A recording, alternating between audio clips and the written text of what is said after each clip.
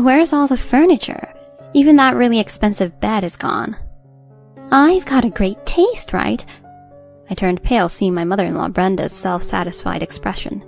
Brenda, did you do this? Sure did. I thought it'd look better in our place, so I had it moved over. After all, how does a part-timer like you get to live in such a swanky condo just because you're married to my son?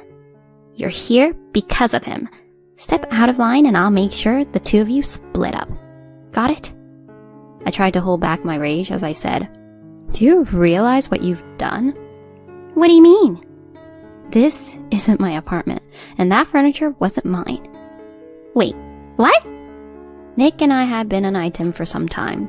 From our college days, he'd shower me with gifts, not just on special days, but anytime he felt like it. Just wanted to make you smile, he'd say, giving me a shy grin. It was one of the things I loved about him. Post-graduation, we tied the knot. We were the first in our friend group to do so, and the celebration was epic. Truly felt like the peak of happiness. Both of us had steady jobs, but after the wedding, Nick proposed I leave mine. I want to be the breadwinner. Just take care of the home and be there when I get back. The idea might have been a bit traditional, but I wasn't opposed to it. So I gave up my job, focusing on homemaking and eagerly waiting his return each day. But even with a spotless home, I had a lot of free time. Our place was a modest rental. Nick, being accustomed to a lavish lifestyle, sometimes felt it was a bit tight, but he understood I wanted to save, especially in the beginning. I adored our quaint starter home, but then one evening he showed me a listing of a luxury condo in our area, with rent nearly 10 times what we were paying. From the pictures, it looked worth the price, but with such a rent, we'd end up not having enough for a dinner like tonight. Isn't this place awesome? We'd have a way better life there, right? I see your point, but that rent's super high. I genuinely like where we are now. This place is better suited as storage. It's way too tight for us, but don't sweat the cash, I've got it covered. I thought our current place was way bigger than just a storage space, but I recognized we had different viewpoints on money ever since college. Seeing how much he wanted the change, I finally caved. Okay, if you're really set on it, let's do it. But I'd like to work part-time. I want to help out at least a little. I promise I'll always be back in time to cook, and it'll help me stay busy. Sound good? Even considering his hefty paycheck, I wasn't sure about managing the increased rent. There had to be another income stream, but it still gave me jitters.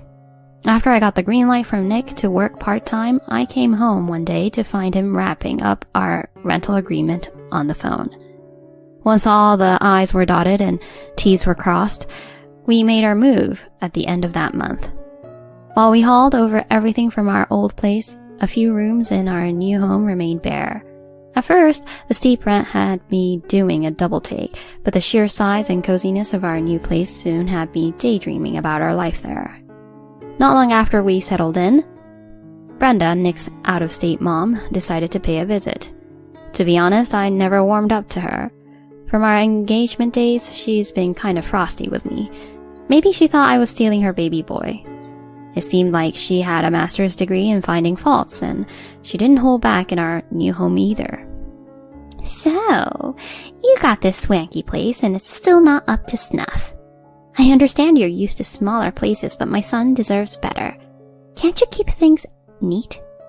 She went full-on soap opera star, doing the dust check routine and even going through our fridge. Nick mentioned your new part-time job, grinding all those hours for a mere $450. Instead of burning time, you could be primping up at a spa or something. You're strange. Clearly, Nick got his penchant for splurging from her. I mean, sure, if I were loaded, I'd be all over spa days and shopping sprees. But I wanted to stand on my own 2 feet, not just rely on his bankroll. I felt splurging should come from my hard-earned cash. Trying to get that across to Brenda was like talking to a wall. I usually just responded to her with a tight-lipped smile. When I turned to Nick for a little backup, he just brushed it aside, taking his mom's side. The whole thing started eating at me. Brenda became a regular, showing off and constantly digging at me. She'd never been keen on our old place, but with this upgrade, she paraded around like she owned the place. I was getting tired of her drop-ins. When I subtly mentioned she might be overdoing her visits, she let loose. I'm Nick's mom. He owns this place, so it's totally normal for me to be here. But you? Not so much. Have you seen your classy neighbor? Makes you look bad. Can't believe my son's stuck with you. She kept it up till Nick walked in. Hey Nick, sorry, but I couldn't get dinner ready. Mind if you and your mom get something delivered? I need some air. Instead of understanding, he just snapped. Really? What were you up to all day? Mom's just looking out for you. Try being a little more appreciative. All I said was, I'm spending tonight elsewhere. There was a decent hotel close by that didn't break the bank. Even though I looked pretty drained, Nick didn't bat an eye, choosing instead to chat with his mom about what to get for the delivery. I just needed to breathe. Coming back the next day around lunch, the entrance was clear of shoes, both Nick's and Brenda's. Looked like she'd finally cleared out. I let out a sigh since I had been prepping myself for another round of her critiques. But heading to the bedroom, I was floored. Where the heck was our bed? My mind raced to a possible break-in, but everything else was in place. Who'd just swipe a fancy bed and nothing else? On a hunch, I called Brenda, wondering if she knew something. Without batting an eye, she copped to it. So, problem? That bed was too high-end for someone like you. I did you a favor. It was in decent shape. I'll ship you my old one, a tad worn, but more your speed. Her smirk was almost palpable over the phone, and that was the last straw for me. I replied to her snide remarks with a big smile. I don't need such trash. Why don't you get rid of it at yourself? And you just take things without saying sorry? She snapped back. Who do you think you are talking to me like that? People always say you act so stuck up. Is that why nobody likes you? I replied, say whatever you like, but I want the bed back.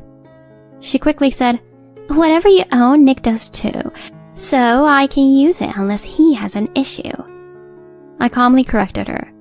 The bed isn't actually ours. She was clearly shocked. What are you talking about? I broke the news to Brenda. I'm leaving Nick. So, you finally get it. I've moved all my stuff to my new place. That bed's a rental. You rented such a fancy bed? You're something else, taking advantage of Nick. He picked out that bed, not me. He always had to have the best. I then gave her some insight into her son's reality. From his college days, Nick lived on borrowed cash. He might have acted rich, but he was just careless with money. Even though his parents were well off, his own salary barely covered our living expenses. He'd always been borrowing or gambling away money. And yet, he insisted on fancy weddings and luxurious apartments. The bed? He rented that too. Nick's always been obsessed with the idea of seeming rich. He wanted me to stay home just to keep up appearances. Remember when you mentioned the stylish lady next door? Nick told me I should act more like her so he doesn't lose face. He said it with the same smile he'd use when buying me gifts. That day, I decided enough was enough and contacted a lawyer for the divorce. Well, thanks for everything, Brenda. That bed wasn't cheap. The rental company will bill you. Brenda, in a panic, replied, This is your fault. You should have told me. Come back and deal with it. This isn't a request, it's an order. You're still his wife. Not for much longer. To me, you're practically a stranger now, and if you're planning to come over again, you might want to make it quick. Given Nick's debts, this plate might not be ours for long. She was so shocked she dropped the call. I didn't bother waiting, just blocked her number. Alrighty, that should clear the air before the divorce. With that, I left Nick's place. I later heard he had been evicted. He bragged about paying everything off with his huge salary, but it was bound to happen. He moved into a tiny apartment way smaller than our first place. All his friends who lent him money abandoned him, and he was drowning in debt. Brenda, for all her airs, ended up having to buy the bed she took since it was damaged. The price? A cool $6,700. Even she distanced herself from her own son once she found out about his lies. He had lied about working for a top-tier company with a high salary. He'd been sending his parents $2,000 every month, all borrowed or gambled money. Once Brenda found out, she recognized his pathological need to show off and distanced herself. I might have a pleasant chat with her now, but I sure don't want to hear that voice again. Last I heard, Nick's all alone, cut off by family and friends. As for me and my modest new place, I admire my tiny cactus by the window. Even if I'm just working part-time and funds are tight, I plan to work full-time soon and save up. I'm content with the simple things in life, like finding joy in the little cactus. After all the drama, I felt relieved with my decision. Tonight, I might treat myself to some takeout. It's moments like these that make everything worth it. I excitedly looked for some food options, feeling lighter than I had in a long time.